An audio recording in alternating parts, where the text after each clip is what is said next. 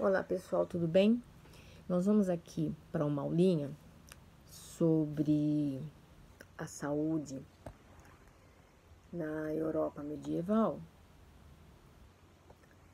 Esse tema faz parte da apostila História da Saúde, onde a gente passeia pela história em diversos locais, em diversos momentos da história, e aí a gente vai acrescentando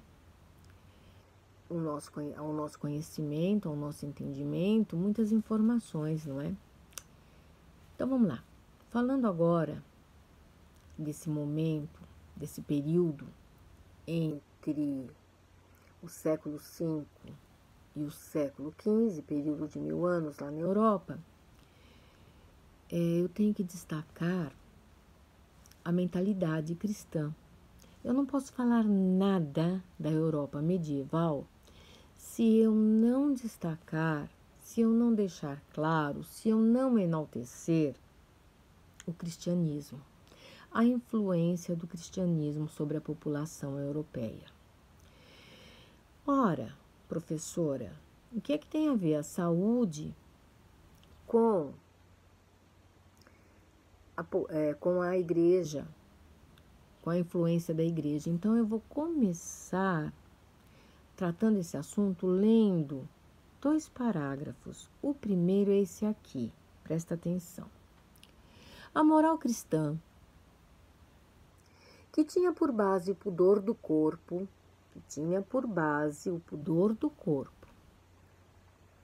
fez com que muitos hábitos de higiene herdados das civilizações antigas se tornassem cada vez menos comuns entre europeus. Assim, todos os cuidados dispensados ao corpo eram considerados formas de culto a ele, ato completamente reprovável pela Igreja. Não podia cultuar o corpo, era pecado. Diferente da antiguidade clássica, Roma, Grécia, lá sim, lá o belo, o bonito, o corpo, o esporte, o saudável era enaltecido. Com a moral cristã, não. Pecado, você não cuide do seu corpo, você não cultue seu corpo, é pecado. E tem ainda um segundo parágrafo que eu tenho que ler para vocês, preste atenção, é um segundo ponto. Olha lá. As enfermidades também passaram a ser relacionadas com a ideia do pecado e, portanto, vistas como punição divina aos maus atos. Assim, durante a Idade Média, quase não houve entre os europeus avanços de conquistas no campo da saúde. Ora, se você está doente, alguma você fez. É punição divina. Então, nós temos esses 2 pontos que a gente tem que destacar. Por que ocorreu tanta doença? Tanta gente morreu também naquela época, tá? Além de não poder cuidar da higiene, cuidar do corpo, a pessoa não cuidando do seu corpo, deixou de cuidar da sua higiene. Tem essa questão. Você pecou, por isso que você está doente. E aí, gente, nós vamos falar agora um pouquinho dos profissionais e das instituições de saúde da época. Tinha médico? Sim, tinha médico. Tinha os religiosos também que cuidavam dos doentes. Mas eles não davam conta da demanda. Então, quem vai ajudar? Quem vai cuidar também são os barbeiros cirurgiões. Sim, esses camaradas que fazem barba, cabelo, bigode. Esses barbeiros cirurgiões é que vão dar uma forcinha para o povo doente da Europa medieval. Eles vão estudar? Não, eles muitas vezes são até iletrados. Eles têm lá uma técnica que é a da sangria, né? Então, eles vão criar as sanguessugas, colocar as sanguessugas no corpo do doente para que haja sangria e aí a doença, quem sabe, vai embora, certo? Outro profissional são os boticários. Então, os boticários, eles mantinham as boticas, local onde comercializavam os remédios, tá? E as poções destinados à cura das pessoas e dos animais. Sob a supervisão da igreja podia funcionar, senão ia para a fogueira. Todo mundo sabe que o princípio ativo de um remédio é a erva. Na Idade Média, toda pessoa que pesquisava muito, sabia muito sobre as ervas, sobre os chazinhos, ora, tinha que tomar cuidado, porque morria queimado. Nós vamos tratar desse assunto quando a gente falar da reforma religiosa, tá? Vocês vão saber sobre a Santa Inquisição, que de santa não tinha nada. Mas vamos lá, continuando. Nós vamos ter algumas instituições de saúde, né, que são os hospitais, acontecendo. E em Lisboa nós teremos a primeira Santa Casa de Misericórdia, que foi fundada em 1498. E aí essa ideia se espalha pelo mundo, graças a Deus, é o que nós temos aí. Nós temos aqui uma em São Paulo, muito grande, em algumas cidades, espalhada aí pelo mundo, nós temos essas Santas Casas da Misericórdia. Agora veja bem, a Europa vai ficar exposta a uma série de doenças devido a essa falta de higiene toda, essa condição de higiene, horrorosa, essa falta de higiene horrorosa que o povo tem, tá? Então, como os hábitos de higiene eram todos assim bem limitados, os banhos aconteciam algumas vezes aí ao ano, ocasião em que o pessoal trocava de roupa, limpavam os dentes com um paninho. A única coisa que eu acho que manteve ainda a população viva foi, graças a Deus, o hábito de lavar as mãos antes das refeições. Era o que tinha aí graças a Deus, de hábito de higiene, tá? Agora, saneamento básico nenhum, tá? Nas cidades, eu vou ler um pedacinho aqui, ó. Nas cidades, os resíduos e dejetos eram descartados nas ruas e nos quintais. E isso atraía animais e insetos que circulavam livremente entre as pessoas.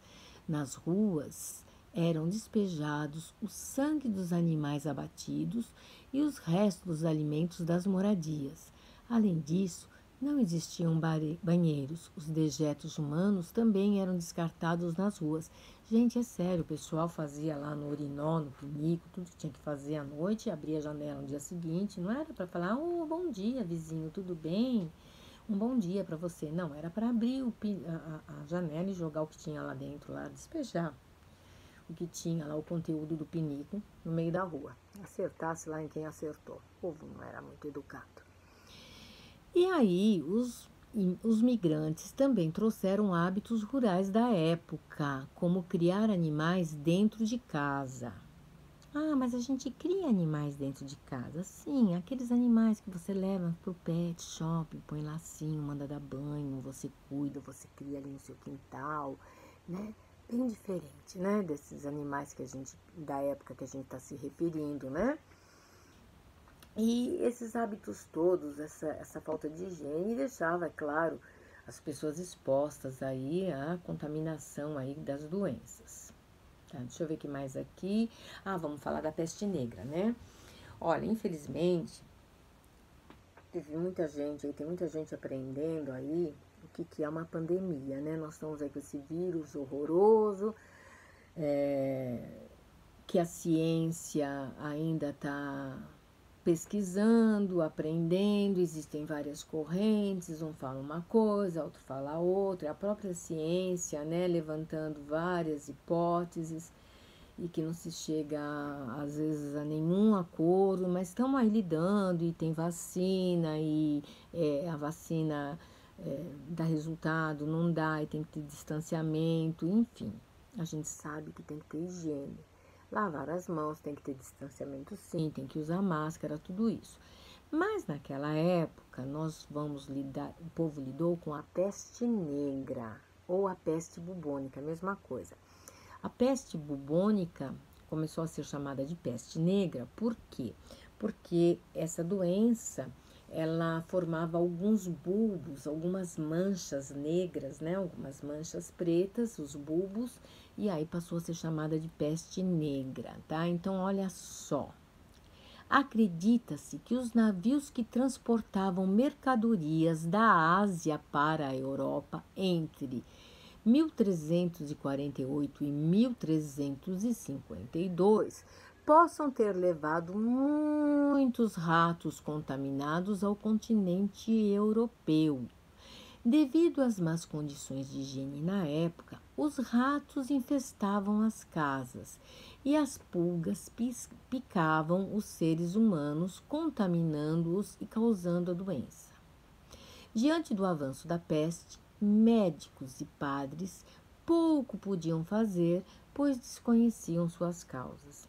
Nossa, que estranho, né? Também lá da Ásia para a Europa, da Ásia para o mundo. O vírus também da Ásia para o mundo, né? A China fica na Ásia, viu, gente?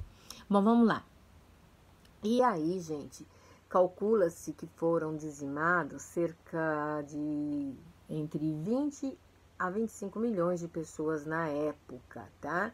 E hoje em dia, aqui no Brasil teve um caso, o último caso que foi registrado foi em 2005, mas a OMS diz que ainda em alguns países nós temos essa peste negra, assim como Madagascar, no Congo, parece que no Peru também, tá?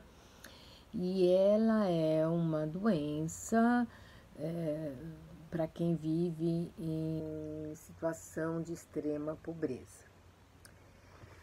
Tem os exercícios para se fazer. Vocês, por favor, mandem para mim as dúvidas, questionem. E por enquanto é só. Um beijo grande. Fui. Tchau.